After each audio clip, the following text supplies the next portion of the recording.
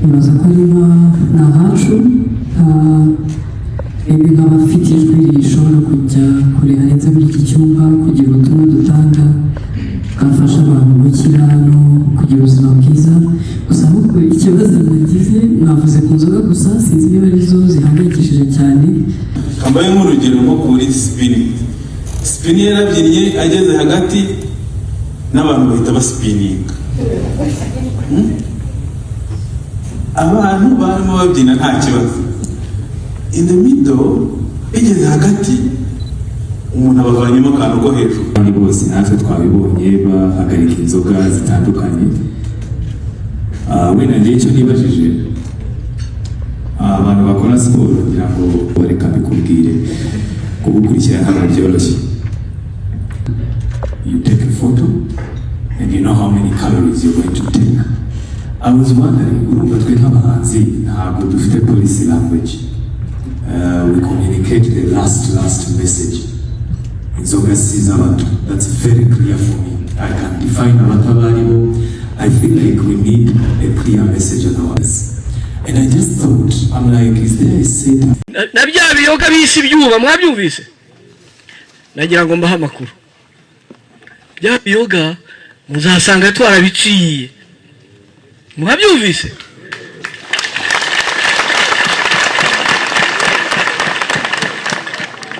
Inshuro irenze imwe hano cyangwa Nyamagabe ntibahari. Igituma bahaje se nuko bari bahakumbuye, nuko bari bagiye kwidunda tugasama. Gusama biravunana. Hagiye umuntu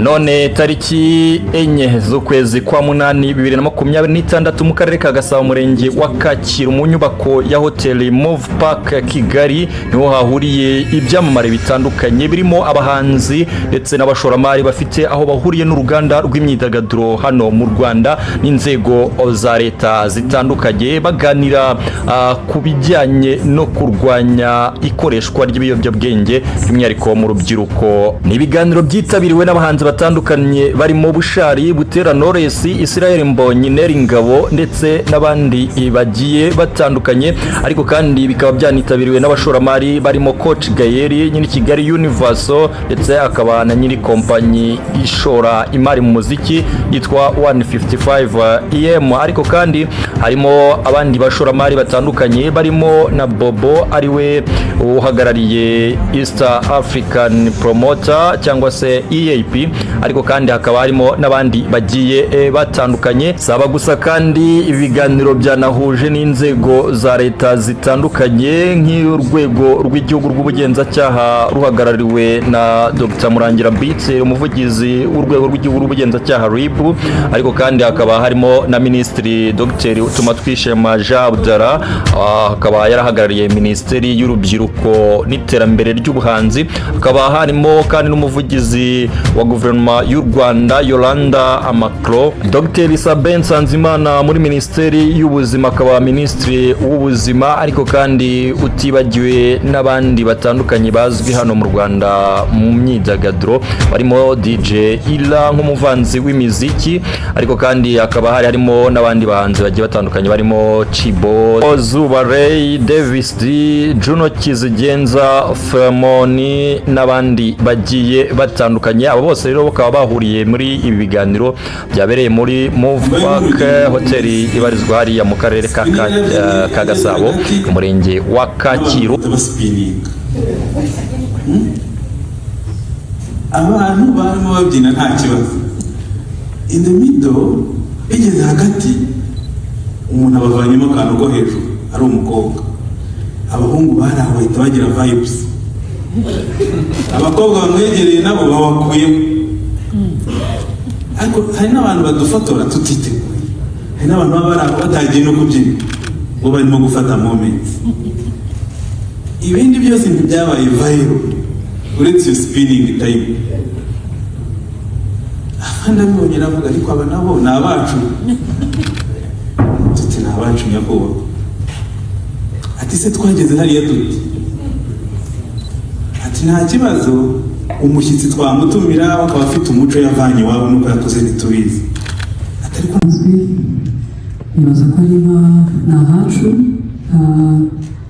ebe nk'abafite ijwi rishobora kujya kure harenze muri iki cyumba kugira ubutumwa dutanga bwafasha abantu gukira no kugira ubuzima bwiza gusa ahubwo ikibazo nagize mwavuze ku nzoga gusa sinzi niba arizo zihangayikishije cyane ariko hari ibindi biyobyabwenge bikomeye cyane by'umwihariko noneho hano mu mujyi turi nibaza yuko bikoreshwa kurusha biri ku rugero rw'ibyuma sinzi wenda ubu ngubu niba umukwabo uri mu byuma gusa ariko hari n'ibindi byinshi cyane cyane ibyo kunywa n'ubundi mogi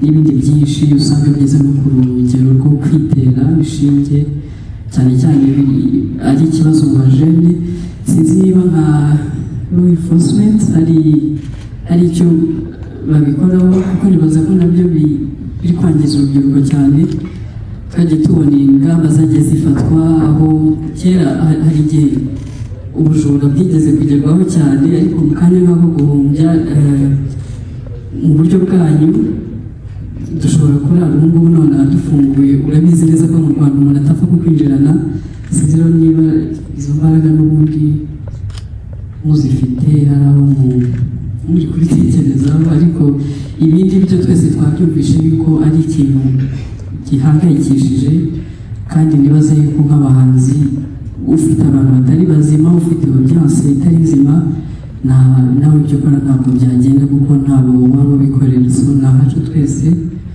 ngo tugire icyo tubikora akoze cucucu akoye amashyi menshi rwose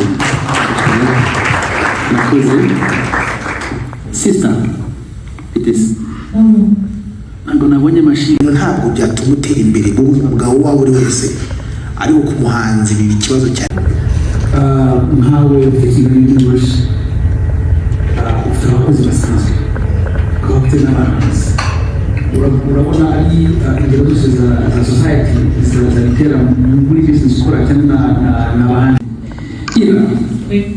mu tubyiniro no mu tubari havugwa ikoreshwa ry'ibiyobyabwenge n'inzoga zikabije ese karangiza brand yawe sasa rero nk'umu investor nk'umuntu ukora business nawe ukwifuza gukorana n'ahantu ubona bitaro biragenda neza kuko iyo umuntu muri ibyo agenda udede usanga na gahunda z'akazi zipfuye ugasanga reputation buhoro igiye ipfa nayo ugasanga gafetinze business so urumva rero muri make icyo navuga impano ya attractinga cyangwa se ikurura abashoramari ariko discipline niyo iprotecting investment yo mushoramari so ni ukuvuga ngo nta discipline investment of course cyangwa se ishoramari ntabwo ari protected so urumva rero ni ibintu bijyana kandi twaranye turabona abahanzi benshi bakomeye ibihangange ku isi bajyanwa hasi n'ibyo bintu muzika nka Whitney Houston. Reka twihute tunyarukire ku yindi nkuru ya Madamu The Ben Uwikeza Pamela, umudamu wa Mugisha Benjamin, umuhanzi nyarwanda wamenyekanye nka The Ben hano mu Rwanda. Akaba yamaje kubatanga integuza cyangwa se gasopo cyangwa se warning mu ndimi z'amahanga, avuga ko uzongera cyangwa se urongera gutangaza amakuru y'ibihuha kuri we cyangwa se akamwandikaho inkuru z'ibihuha, ndetse n'abamaje kubikora abasaba guhita babisiba ku mbuga nkoranyambaga zabo zose aho byaba byarashyizwe, ndetse anavuga ko mu masaha 24 gusa bihagije ko baba babikuyeho. Uraba atari yabikora ubwo arajya mu mategeko, cyangwa se uwitwa Uwikeza Pamela araza kugana inzira z'amategeko. N'ubutumwa yanyujije ku rukuta rwe rwa Instagram abushyira ahitwa kuri story, cyangwa se ashyirwa ubutumwa bumara amasaha 24 yonyine. Hanyuma avuga ko rwose ngo igihe cyose yakoresheje imbuga nkoranyambaga ariko ngo nyine bitari bimufasheho, ariko kugeza ubu noneho ngo agiye kubyitaho cyane.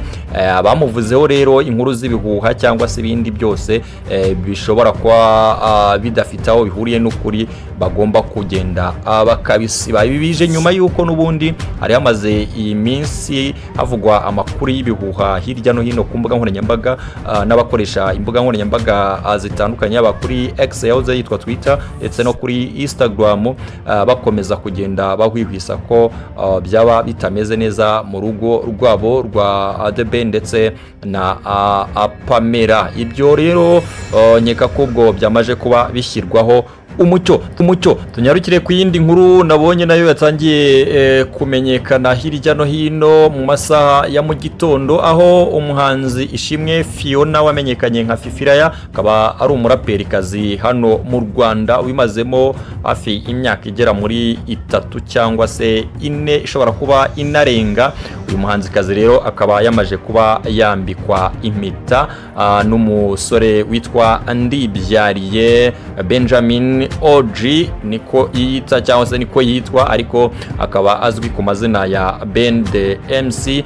Akaba nawe abarizwa hanze y'u Rwanda. Na amashusho cyangwa se amafoto dukesha imbuga nkoranyambaga n'ubundi zaba bombi, yaba Ishimwe Fiona ariwe Fifi Raya ndetse na Ndibyariye Benjamin. Mbonereho nanjye mbashimire mu makuru yaragezweho hano kuri Eco Bloom TV. Nge nitwa Mugabondekwe Regis, Mr Muhanzi. Mpora mbabwira ngo buri nkuru igira uyivuga, njye bategura aya makuru nkanayabagezaho umunsi ku wundi. Ndagushimira cyane wowe wahisemo Eco Bloom TV, aba ku mbuga nkoranyambaga zacu dukoresha kuri TikTok, Instagram ndetse na Facebook. Hose komeza dukurikire, tugumya tukugezaho byinshi bitandukanye kandi bigezweho hano mu Rwanda ndetse no hirya yarwo. Ikaze kuri wowe mushya ukoze subscribe, wibuke gufunga notification, hanyuma uduhe ibitekerezo.